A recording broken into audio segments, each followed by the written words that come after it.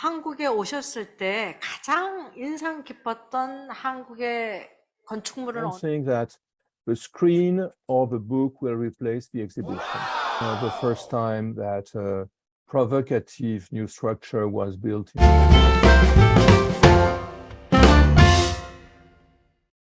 박사님께서는 정말 건축가, 역사가, 큐레이터 등 여러 타이틀로 정말 활동을 많이 하고 계시는데요. 박사님은 어느 타이틀로 불리는 거를 가장 좋아하시는지요? 또 그리고 자신을 한마디로 정의한다면 어떻게 정의하실지요? Well, first of all, I have to say something about my geographic definition. I was born in Paris. I'm teaching in New York. I'm doing research in Los Angeles, in North Africa. So I would define myself geographically as a Parisian wandering Jew. So that's for my, if you want, if you wish, my way of working across the entire planet. Now, in terms of discipline, I was trained as a designer, have published many books on the history of cities, of history of buildings, on political issues. I would define myself as an intellectual in architecture, not as an architectural historian or a historian of architecture. I think the spectrum of my work is broader, and I'm interested in architecture not per se. I enjoy beautiful buildings and beautiful landscapes, but I'm interested in architecture as a social practice, as a practice which reflects society's ideals, ambitions, and is there to provide use value and aesthetic pleasure. 네. 코엔 박사님께서는 한국을 방문하신 걸로 알고 있는데요. 한국에 오셨을 때 가장 인상 깊었던 한국의 건축물은 어느 것이었는지요? Well, I was in Korea briefly a few years ago, and not in many cities. I was in Seoul and around Seoul, so I don't pretend to have a comprehensive view. But I was moved by both aspects of Korean architecture, historic buildings, and also vernacular buildings in the country, which I visited. So I think there is a very rich tradition and culture, which is distinct, as you know, better than I do, from both China and Japan. So I think there's a strong architectural identity, and also was interested in the post-war work of a series of architects. Some of them trained in Europe. I'm thinking of Kim Chung-up, who worked with Le Corbusier, for instance, and who was a major figure of post-war architecture. I'm thinking of a series of remarkable projects in Seoul, which from the larger monumental ones to most intimate houses, I think there is a very refined architectural culture in Korea today, which has a relationship to Korean history, but at the same time is extreme. I would say it's a very cultivated architecture. It's an architecture which is which crystallizes the knowledge of the best European and Japanese experimental architects. Of course, there is a vulgar commercial architecture like everywhere in the world. No country escapes it. But the architecture I'm interested in, which is again experimental, which is exploring new directions, is very sophisticated and at the level of the best worldwide. 20세기의 건축물은 정치적인 맥락하고 권력과는 떼어놓을 수 없는 관계라고 말씀을 하신 걸 제가 봤는데요. 구체적인 좀 예를 들어서 설명을 해주시면 감사하겠습니다. So it is clear that powerful state and governments have used architecture, like always in history, as a way to impress the population and to, in a way, give visibility to their domination. And I think that all too often we tend to discuss the question of the relationship between architecture and politics by focusing only on the dictatorships and the totalitarian states. I will give you an example. As you might also know, if there is a common feature in the architecture of, let's say, Italy, Germany, and Russia, it's the obsession with classicism, the idea of representing these states using classical elements in order to give a sense of immortality and duration to these regimes. But in the end, the largest scheme featuring classical colonnades and details ever built in the 20th century was built in Washington, D.C. during the presidency of Franklin Roosevelt, during the New Deal. So I would be very careful, even if architecture has been used by, again, major political and conservative dictatorial states, I will be very careful to draw too quick conclusions in terms of language. The democracies, and in this case, the US, have also used architecture as a medium to advertise their power. 코엔 박사님께서는 뉴욕 현대미술관하고요, 또 뽕피두 센터하고 또 파리 건축문화재 단지 등에서 정말 수많이 그 큐레이션을 담당하시는 큐레이터 역할도 하셨는데요. 가장 기억에 남는 큐레이팅을 하신 거는 어느 건죠? 지금 뭐 세계 굴지의 모든 장소에서 하셨기 때문에. Well, I've done some maybe 15 or 20 exhibitions, and they're all very different because institutions are very different. So I would say that MoMA, the Museum of Modern Art in New York, is a memorable experience, but at the same time, MoMA is a sort of gigantic tourist trap. So the exhibitions, in a way, are much nicer there when the galleries are empty. When the galleries are full with tourists, you don't perceive any longer the story in an exhibition. So what I like in an exhibition is not only showing drawings and models, it is telling a story, explaining things and taking visitors from one point to the next as if they were engaged in a historical conversation with the objects. And it's there. MoMA is powerful. I had the opportunity of bringing all the objects I wanted. The budgets were absolutely gigantic. Thanks, by the way, to the sponsorship of Hyundai Card. So Korean money was there to help, I must say. But at the same time, I was frustrated by the difficulty people had to grasp the show because of the crowd. So in a place like the Cité de l'Architecture, which is an institution which I have created in Paris some 20 years ago, so I've invented it and led it for a few years, I would say that the story went much more smoothly and that the narrative could unfold and in a way people could be much more easily engaged and absorbed into the atmosphere of an exhibition, which is for me the important thing. An exhibition, as I've said, is a narrative. It is also an atmosphere.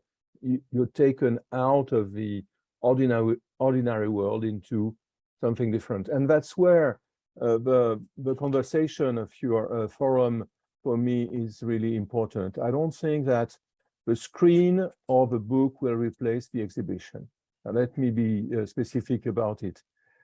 In an exhibition, what I like as an architect and a historian is to organize knowledge and materials in space. And the kind of perception you have of a story in an exhibition is much more rich, much richer than what you get leafing through a book or going through a website, because you physically experience the story. You see a model.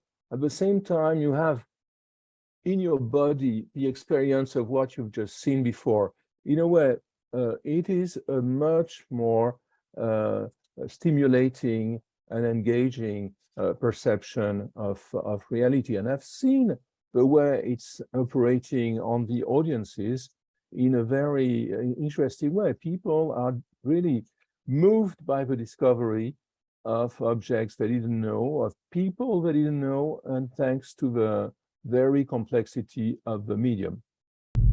여의도의 현대백화점이 그 철물 골조가 다 외부로 드러나서 굉장히 한국에서 핫 이슈가 된 적이 있는데요. 그런 비슷한 맥락에서 pompidu 센터를 보면은 pompidu 센터도 그 철물 골조가 외부에서 다 노출이 되게 돼 있잖아요. 그래서 우리 코엔 박사님께서 생각하실 때 이 pompidu 센터의 건축의 의미에 대해서 말씀해 주신다면은요. I would say that the Center Pompidou has been a foundational building. It was the first time that a provocative new structure was built in a European capital, a building which looked like a machine and which in fact was very close to the prophecy of the Italian futurists of the early 20th century. So the idea that buildings had to be like gigantic machine, but the very idea of the monumental facade was dead. That stairs and elevators should not be hidden. The futurists used to say like solitary worms inside the building, but had to crawl like serpents of fire and light on the facade. So Pompidou has changed the perception of what a building was by putting everything which was previously hidden, well, at least in conventional buildings on the outside. It's a lesson in construction, it's a lesson in technology, and as such, it has been a worldwide shock, and it has symbolized also, it was very efficient for Paris, symbolized the recreation of a museum of modern art, the creation of a public library which didn't exist as such. So it has been a brilliant operation by two very young architects, but at the same time, and here we could go back a little bit in history. What inspired Renzo Piano and Richard Rogers was, in fact, the 19th century architecture of metal, as represented, for instance, by the Crystal Palace in London in 1851, which was very interesting because it was a modular building, it was a building with a visible skeleton and with glass. So in a way, Piano and Rogers went back to the early architecture of the Industrial Revolution, which had an ideal, and this ideal, which was discussed, for instance, by a British philosopher and art historian, John Ruskin. John Ruskin was the ideal of honesty, of sincerity, that a building had to be perceived for what it was. An iron or steel building had to be visibly of iron, steel, and glass, and that these building components should not be hidden by classical or eclectic facades. At the same time, there is, of course, a longing for expression. I mean, for when you paint the ducts of heating, water circulation, etc., with vivid colors, there is the idea to make a bold aesthetic statement with technological object, which is an important idea of the 20th century. 지금 코로나 때문에 사람들이 굉장히 조경하고 녹지에 대해서 관심이 갈수록 커져가고 있는데요. 박사님께서 생각하시기에 미래에 자연하고 도시가 어떻게 어우러질 거라고 생각을 하시는지요? Well, this is, of course, a very important question. It goes beyond COVID. It has to do with also with global warming, the idea of greening the cities, of having cities which would be energy positive, planting the cities, creating green roofs, probably green facades. So there is a worldwide aspiration to the greening of cities.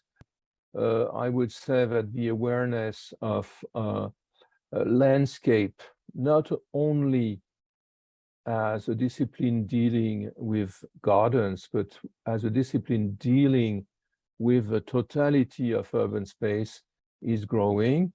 If I return to the United States, in the past 20 years, a new discipline has emerged, which is called Landscape Urbanism, which deals with the fact that the city cannot be considered only as an addition of mineral objects, of buildings, of hard squares, but that the question of creating a harmonious continuity between creators and build space is fundamental. So I see a greater awareness, a greater expectation from the public for the general greening of cities.